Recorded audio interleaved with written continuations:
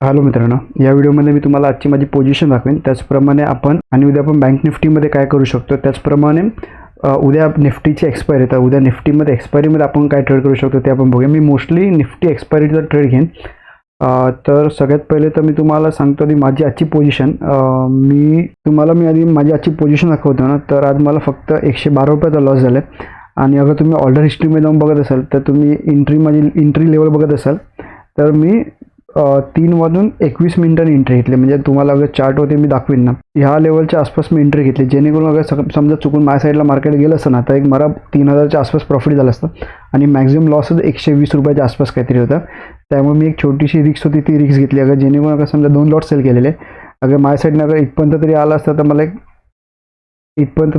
मला एक decent profit झाला असतं. त्यामुळे एक छोटीशी रिक्स घेतलेली आणि मी पूर्ण दिवसामध्ये मला काही ट्रेडच नाही झालेला. त्यामुळे मी हा एक ट्रेड घेतला. आणि आता आपण बघूया उद्या आपण बँक निफ्टीमध्ये काय करू शकतो.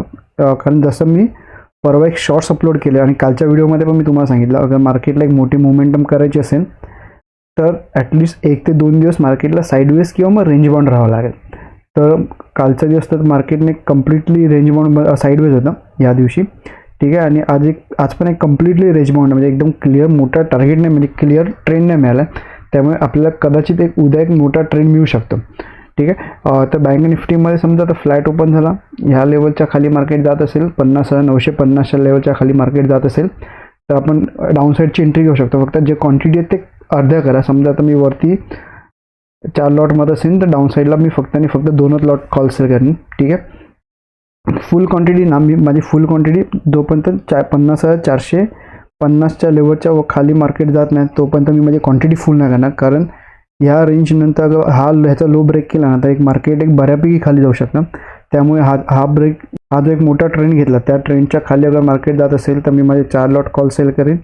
आजचा लो ब्रेक केला किंवा कालचा लो ब्रेक केला तर मी माझे 2 लॉट कॉल सेल करेन, ओके. आणि समजा मोठा गॅप अप झाला आणि ही लेवल या लेवलच्या वरती मार्केट जात असेल तर मी फक्त 2 लॉट पी सेल करेन. काल म्हणजे ह्या लेवलची ते मी 2 लॉट पी सेल करेन, ह्या लेवलची ते मी 2 लॉट कॉल सेल करेन.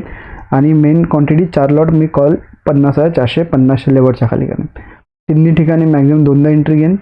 2दा एंट्रीमध्ये जात असेल तर ठीक आहे. जसं मी कालचं सांगितलं, अगर ह्या लेवलच्या वरती मार्केट जात असेल तर आपण 5 मिनिटाची ग्रीन कॅन्डल बघत असेल, हाय ब्रेक करत असेल आपण वरच्या साईडला जाऊ शकतो. त्याच्यानंतर मार्केटने परत एंट्रीच नाही दिली, ठीक आहे. म्हणून सांगतो मॅक्झिमम 2दा एंट्री घ्या. 2दा एंट्रीमध्ये मार्केट जात असेल तर ठीक आहे, नाहीतर ते मार्केट हे साईडवेज होऊन जाईल, क्लिअर आहे. त्याच्यामुळे 2दा एंट्री घ्या. 2दा एंट्रीनंतर काय नाही झालं तर त्या दिवशी परत ट्रेड करू नका. मॅक्झिमम 2दाच एंट्री घ्या. कारण आपल्याला एसएल तुमच्याकडे जपून ठेवा, कारण जेणेकरून ह्या ट्रेंडच्या एक मोठा टार्गेट आपल्याला मिळायचे चान्सेस असतात. त्यामुळे थोडासा आपला जो सेटअप असेल ना त्याच्यामध्ये फक्त मॅक्झिमम एंट्री फक्त 2 वेळा करा.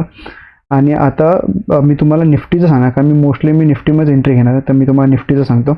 निफ्टीला समजा फ्लॅट ओपन झाला आणि 24,867च्या लेवलच्या खाली अगर मार्केट जात असेल तर मी माझे 4 लॉट कॉल सेल करेन. मॅक्झिमम 2दा एंट्री घेईन. 1:2चा टार्गेट कंप्लीट झाला, मी माझा एसएलला सरळ कॉस्ट टू कॉस्ट करेन, ठीक आहे.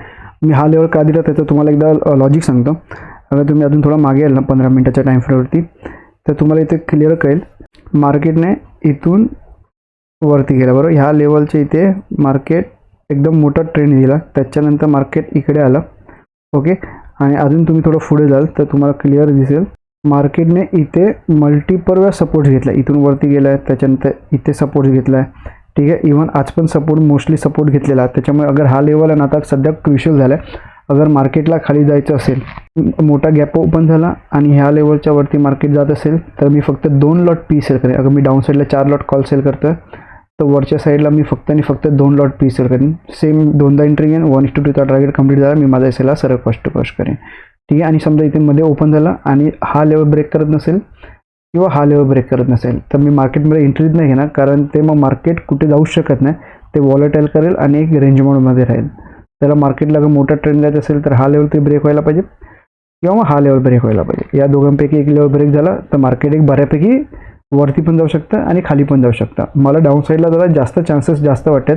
अगर मोठा गॅप डाऊन तरी झाला, पहिले 5 मिनिटाची रेड कॅन्डल बघा, त्याचा लो ब्रेक करत असेल आपण डाऊन साईडला एंट्री घेऊ शकतो. मॅक्झिमम मी 4 लॉट मारीन, ओके. आणि माझा मॅक्झिमम टार्गेट हा 4 ते 5,000च्या आसपासचा असेल, ओके.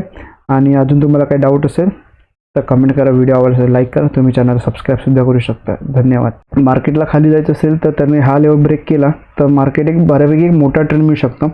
त्यामुळे मी डाऊन साईडला 4 लॉट मी कॉल सेल करेन, मॅक्झिमम 2दाच एंट्री घेईन. आणि समजा अपसाईडला मार्केट जायचं असेल